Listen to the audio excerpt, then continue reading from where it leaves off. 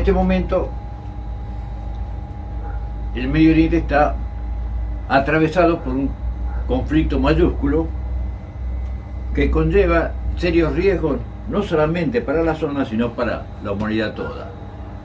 Comenzaremos por dar solamente dos ideas sobre el tema religioso, que yo entiendo que es uno de los temas que, si bien no es el fundamental en este momento, ha tenido una gran importancia histórica. El tema religioso, que está ligado al nacimiento al menos de dos religiones, es decir, la religión cristiana, que nace con Cristo en Palestina, y la religión musulmana, que nace con Mahoma en la península arábiga, y tiene por punto de principio y fin la vida del profeta, que nace en la Meca y muere en Medina. Esos dos temas son fundamentales. Después está la religión judía, que tiene otra connotación, y forman en sí mismas las tres religiones que vienen del profeta Abraham. Ese tema tiene una connotación muy particular, especialmente en el tema del Medio Oriente, porque ahí se radica el tema judío y el tema islámico, por la división que se produce en el año 680 entre los grupos suní y chií, y que todavía después de 1400 años no ha sido resuelto. Bueno, ese es el tema religioso que se enanca sobre los demás temas que aparecen en el Medio Oriente. El tema del Medio Oriente tiene una importancia geoestratégica, no solamente porque ha sido siempre el lugar de paso de las caravanas que venían del Asia, y que era el final de la ruta de la seda que ahora se intenta plantear, sino que el Medio Oriente tiene Siria, Irak, Irán, Arabia y los países que forman la Palestina, ¿no? Después tenemos el paso para Europa y después el paso para el Asia. Hoy, con el surgimiento de las más grandes reservas de petróleo, el surgimiento no, estaban ahí, se descubrieron, de petróleo de la humanidad, es decir, los países dominantes tienen un tema que arranca con la construcción de dos gasoductos que están proyectados. Uno que proyectaba Arabia Saudita y que iba directamente hasta Siria para mandar el petróleo y el gas hacia Europa. El otro es el gasoducto que va de Irán, pasa por Irak y va a Siria y hace el mismo recorrido. El gasoducto saudí requiere que Siria esté de acuerdo con ese proyecto, pero no lo está. Entonces el único viable es el de Irán, que atraería todos el gas de Kirguistán, Turkmenistán, Azerbaiyán, es que entroncarían con Irán y mandarían el gas, ya sea a Europa, ya sea pasando por Afganistán, a la India y a China. Entonces, Siria es la llave de paso de cualquiera de los dos proyectos, del proyecto del gas de la cuenca del Caspio, o el proyecto del gas de la cuenca de Arabia Saudita, que tiene no solamente Arabia Saudita, sino que tiene a Qatar aquí, a Qatar, que es la potencia gasífera más importante del mundo.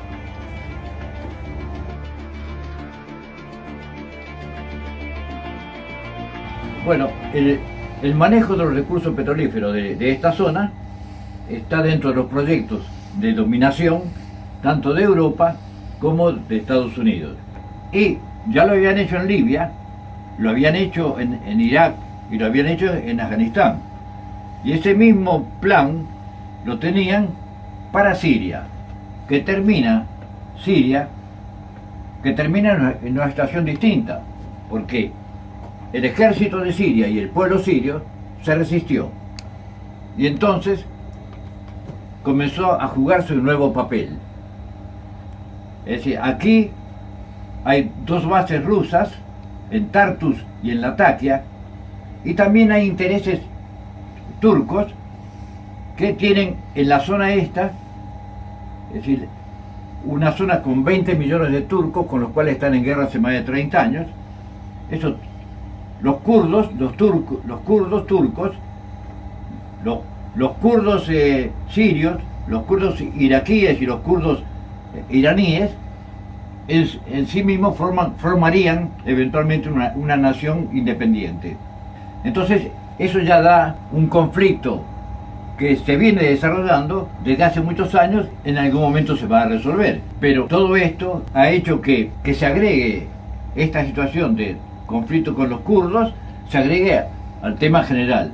Por lo cual, Siria se encontró de pronto con que, al pedirle ayuda a Rusia para sostenerse, el poder imperial, apoyado por Arabia Saudita, financia a los grupos mercenarios que van a atacar en Siria. El grueso de los mercenarios viene tanto de Arabia Saudita como de los Emiratos Árabes, y también Qatar, que dan el dinero necesario y la financiación para que todos los mercenarios que puedan ir, y van de Europa, de Francia, de Italia, de Indonesia, han ido a Siria a combatir contra el gobierno de el Assad. Siria resiste, y entonces el plan de división que había para esa zona fue abortado al precio de una sangría enorme y de la destrucción y el martirio del pueblo sirio.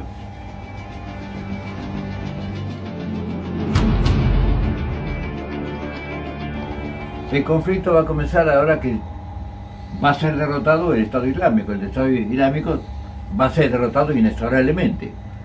Pero ¿dónde va a aparecer el conflicto?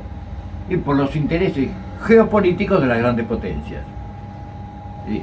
Que en este momento tiene como centro el papel de Rusia, cuyos intereses coinciden con los intereses del pueblo y el gobierno de Siria. A esto se opone distintas posturas estratégicas que están ligadas a Turquía, Israel y Estados Unidos, que están tomando posiciones para resolver este conflicto y quedarse con una parte de Siria, o cumplir con el objetivo de dividirla en zonas de influencia, porque Turquía tiene crear un estado tapón que separe los kurdos turcos de los kurdos sirios y los kurdos iraquíes.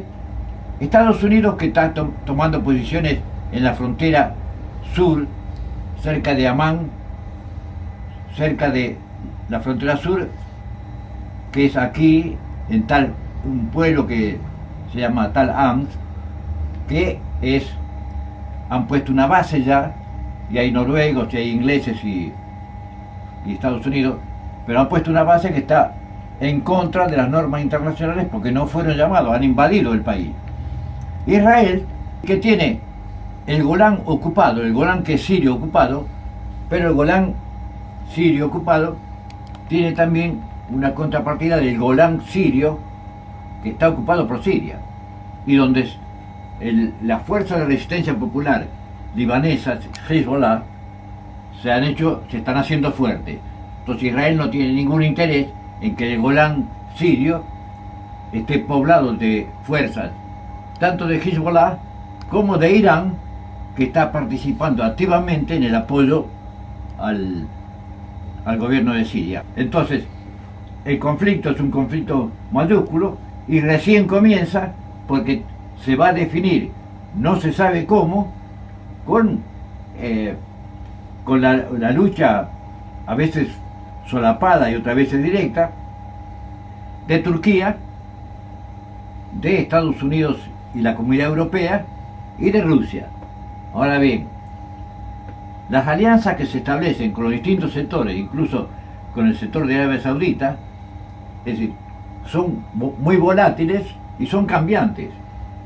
Y no es extraño que Turquía, que ha sido parte del Medio Oriente en la época del Imperio Otomano, que la Primera Guerra Mundial disuelve, pero mantiene y pretende mantener su influencia sobre toda esta zona. Entonces, el futuro inmediato de esta zona, podemos decir que está en suspenso. Veremos cómo se resuelve, pero de cualquier forma que se resuelva, hay una cosa que ya es clara. El pueblo sirio ha sido martirizado y cualquier situación que se produzca, diría yo, ya lo llevó a la derrota. Su pueblo ha perdido no solamente muchas personas que han muerto, que quedan mutiladas, sino un país destruido. Es decir, ese es el costo que paga el pueblo sirio a la humanidad por el papel que el imperio, tanto Estados Unidos como Europa, le han impuesto. Es decir, el imperio le ha impuesto una guerra al costo de su destrucción.